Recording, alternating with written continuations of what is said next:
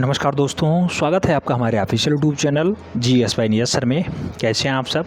मैं उम्मीद करता हूं स्वस्थ होंगे, मस्त होंगे, अपनी तैयारी में व्यस्त होंगे। बेटा आज की जो क्लास है ये टेस्ट पेपर 56 है और TGT आर्ट के लिए इम्पॉर्टेंट है। बेटा TGT PGT आर्ट के लिए इम्पॉर्टेंट है। अगर आप ट्रेंड ग्रेजुएट टीचर आर्ट की तैयारी कर रहे हैं तो आपके लिए रामबाण साबित होगा, क्योंकि यहाँ पे टेस्ट पेपर 56 में भी 20 क्वेश्चन शामिल किए गए हैं, जैसा कि इससे प्रीवियस 55 टेस्ट पेपर में समाहित किए गए थे।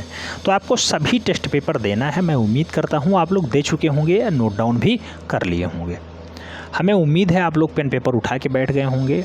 जो एक्स्ट्रा पॉइंट बताया जाएगा उसे भी आप लोग नोट डाउन कर रहे होंगे।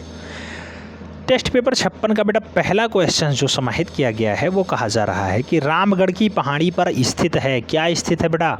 ऑप्शंस में है जोगीमारा की गुफा, बाघ की गुफा, अजंता की गुफा या फिर बादामी की गुफा। तो आप जानते हैं रामगढ़ की पहाड़ी पे स्थित है जोगीमारा की गुफा। राइट आंसर ए के साथ बन जाएगा। A is the right answer. हमें उम्मीद है आप लोग ज़्यादा से ज़्यादा क्वेश्चंस नोट डाउन कर रहे होंगे। अगर क्वेश्चंस आ रहा है तब भी नोट डाउन कर लेना है, कोई हर्ज नहीं है बेटा, क्वेश्चंस याद रहेगा। लेकिन जब आप क्वेश्चंस आ रहा है इग्नोर करना छोड़ देंगे, स्टार्ट कर देंगे कि हमें इग्नोर करना है, ये क्वेश्चंस तो हमें आ ही रहा है, कुछ समय बाद ऐसा होगा कि आप जो क्वेश्चंस इग्नोर कर रहे हैं उसी में जो है डाउट क्लियर होने लगेंगे। तो 2-3 मिनट का काम होता है बेटा, जो है ज़्यादा आलसी मत बनिए, क्योंकि 2-3 महीने की मेहनत ही आपको फाइनली मास्टर बना सकती है, उसमें कोई डाउट्स नहीं है। मेहनत करिएगा, रिजल्ट बेटर आएगा। प्रश्न संख्या 2 की बात करते हैं। पूछा गया 1920 ईस्वी में चित्रकार मुकुलचंद डे ने प्रतिलिपियां तैयार की। 1920 में मुकुलचंद डे किसकी प्रतिलिपियां तैयार करते हैं? तो आप जानते हैं एक व्यक्ति के साथ जाते हैं और बाघ गुफा की प्रतिलिपियां तैयार करते हैं। तो राइट आंसर बाघ गुफा बनेगा, यानी A is the right answer हो जाएगा। प्रश्न संख्या 3 की तरफ बढ़ते हैं। 3 में पूछा गया है 2 शोकाकुल नारी का चित्रण है। 2 शोकाकुल नारी का चित्रण क्या है बेटा? अजंता है, बाघ है, जोगीमारा है या फिर बादामी है। 2 शोकाकुल नारी चित्रण कहाँ पे है बेटा?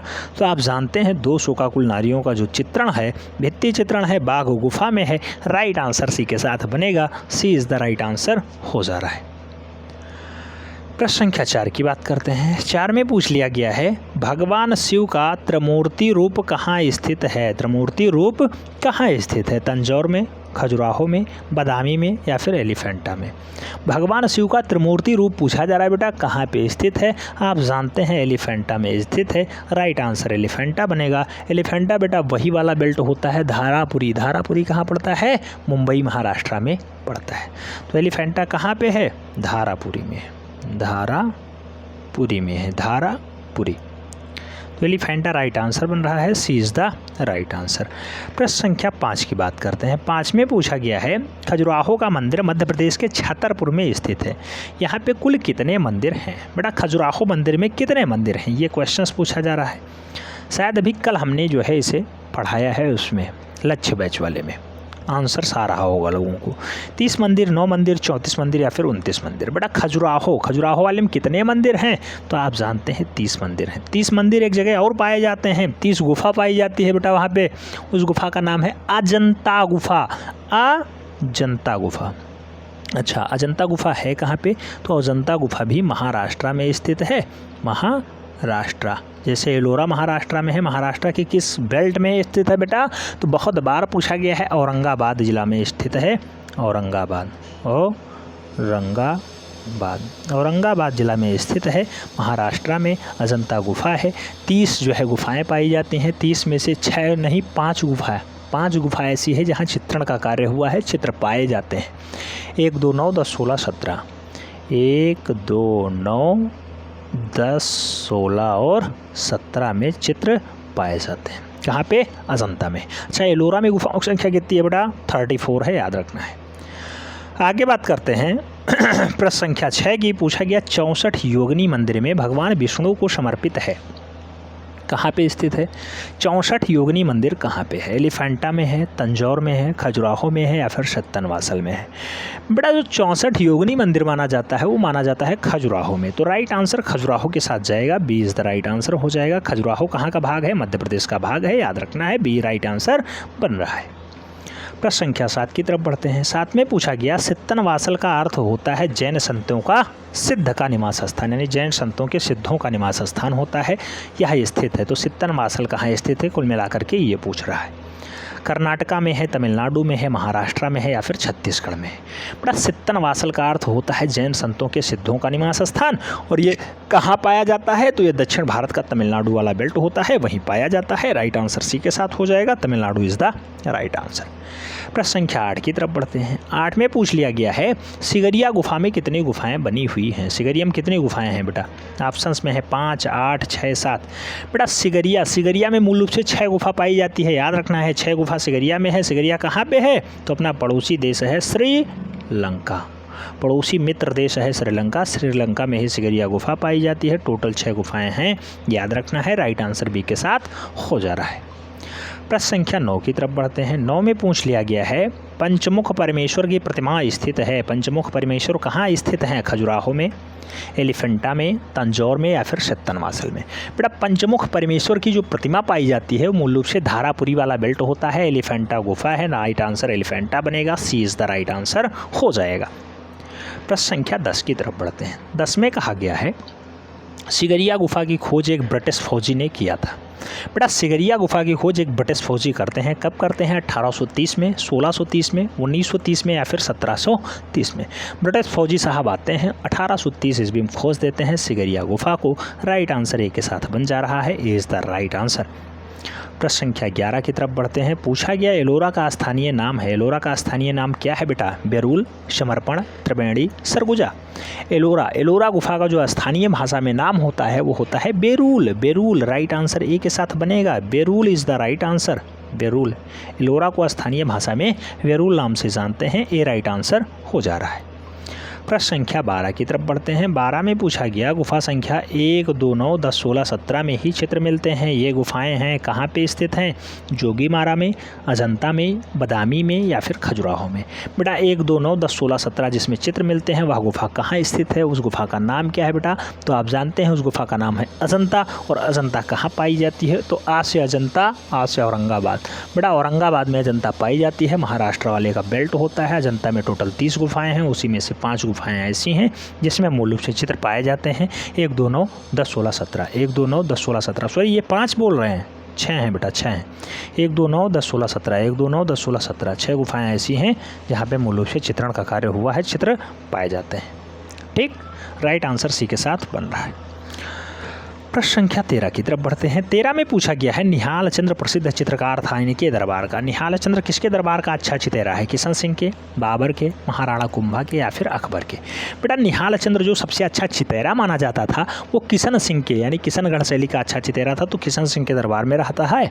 राइट आंसर ए के साथ बन रहा है, सबसे बढ़िया चितेरा है निहाल चंद्र किशन सिंह के दरबार का। राइट आंसर ए के साथ हो जा रहा है।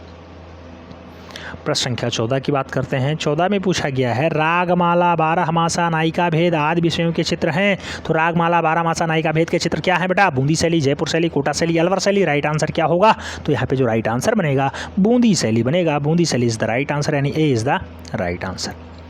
प्रश्न संख्या 15 की बात करते हैं। 15 में पूछा जाता है राजस्थानी व ईरानी शैली के सम्मिश्रण से एक नवीन शैली का जन्म होता है। तो राजस्थानी और ईरानी जब मिलती है बेटा तो राजस्थानी प्लस ईरानी क्या होती है, राजस्थानी प्लस ईरानी शैली क्या बनाती है, मालवा शैली, मुगल शैली, अलवर शैली, जयपुर शैली। बेटा राजस्थानी प्लस जो है ईरानी अगर मिलती है तो कई जगह हिंदू प्लस ईरानी इक्वल टू मुगल होता है, और राजस्थानी प्लस ईरानी में कुछ लोग इसे मुगल शैली मानते हैं। मुगल शैली लगा दीजिए बेटा, राजस्थानी व ईरानी के साथ मुगल शैली होता है, हिंदू प्लस ईरानी के साथ भी मुगल शैली ही बनता है। हिंदू प्लस ईरानी शैली इक्वल टू मुगल शैली ही बनता है, इक्वल टू मुगल। ठीक है, तो हिंदू प्लस ईरानी भी होता है, राजस्थानी प्लस ईरानी भी होता है, याद रखना है मुगल शैली ही आएगा। राइट आंसर सी के साथ बनेगा। प्रश्न संख्या 16 की तरफ बढ़ते हैं। 16 में कहा जाता है नादिरा, मुराद, फारूक बेग और मंसूर जैसे श्रेष्ठ चित्रकार कहाँ रहे हैं। नादिरा हों, मुराद हों, फारूक बेग हों, मंसूर हों जैसे अच्छे अच्छे चित्रकार किसके दरबार की शोभा थे। ऑप्शंस में है बाबर की, शाहजहाँ के, अकबर के, जहांगीर के। राइट आंसर किसके साथ जाएगा बेटा, तो राइट आंसर जाएगा मुगल चित्रकला जिसके काल में स्वर्ण काल पे थी, यानी जहांगीर बनेगा। राइट आंसर जो है डी के साथ बन रहा है। D is the right answer. प्रश्न संख्या 17 की तरफ बढ़ते हैं। 17 में पूछा गया है दशवंत बसावन, केशव, महेश, लालचंद आदि प्रमुख चित्रकार किसके दरबार में रहे? तो दशवंत बसावन, केशव, महेश, लाल मुकुंद मूल रूप से किसके अच्छे चितेरे थे? जहांगीर के, अकबर के, बाबर के, हुमायूं के। राइट आंसर क्या होगा बेटा? तो राइट आंसर बनेगा अकबर के। दशवंत हों, बसावन हों, केशव हों, महेश हों, लाल मुकुंद हों, ये अकबर के काल के अच्छे चितेरे माने जाते हैं। राइट आंसर सी के साथ बन रहा है, Akbar is the right answer, यानी सी इज़ द राइट आंसर। प्रश्न संख्या 18 की बात करते हैं। पूछ लिया गया गोवर्धन, होनहार और जो है नादिरा, इसके साथ साथ समरकंदी आदि प्रमुख चित्रकार किसके दरबार में रहते थे? गोवर्धन, होनहार, नादिरा और समरकंदी मूल रूप से अच्छे चितेरे किसके दरबार के हैं? शाहजहाँ के, बाबर के, अकबर के या फिर जहांगीर के। तो बेटा गोवर्धन और होनहार आप जानते होंगे, बहुत बार कन्फ्यूज किए हैं। शाहजहाँ के काल के अच्छे चितेरे माने जाते हैं। राइट आंसर ए के साथ बनेगा। बहुत बार पूछा गया है होनहार या गोवर्धन किसके दरबार का अच्छा चितेरा है, तो मूल रूप से शाहजहाँ ही राइट आंसर बनता था। ए इज द राइट आंसर हो जा रहा है। सेकेंड लास्ट क्वेश्चन कह रहा है बेटा हिमालय की पहाड़ी में जन्मी चित्रकला है। हिमालय की पहाड़ी पे कौन सी चित्रकला जन्म लेती है? पहाड़ी चित्रकला, मुगल चित्रकला, बसौली चित्रकला, कांगड़ा चित्रकला। बेटा हिमालय की पहाड़ियों पे जो जन्म लेती है चित्रकला, उसे हम लोग पहाड़ी चित्रकला के नाम से जानते हैं। राइट आंसर ए के साथ बन रहा है। A is the right answer, यानी पहाड़ी चित्रकला इज़ द राइट आंसर। प्रश्न संख्या 20 की तरफ बढ़ते हैं। प्रश्न संख्या 20 में कहा गया है बसौली शैली, बसौली शैली का सर्वश्रेष्ठ संरक्षक माना जाता है किसे? कृष्णपाल को, कृपाल पाल को, हिंदपाल को या फिर धीरजपाल को। बसौली शैली का सबसे बढ़िया जो संरक्षक माना जाता है बेटा, वो कृपाल पाल को माना जाता है। कृपाल पाल राइट आंसर होंगे, यानी सी इज़ द राइट आंसर हो जा रहा है। नोट डाउन कर लीजिएगा। मैं उम्मीद करता हूँ आप लोग नोट डाउन करते होंगे और जो है अपनी तैयारी ईमानदारी के साथ कर रहे होंगे। आप अपना स्वमूल्यांकन करके ज़रूर बताइए बेटा कितने क्वेश्चंस आपके यहाँ पे सही गए। मिलते हैं नेक्स्ट में, तब तक के लिए जय हिंद।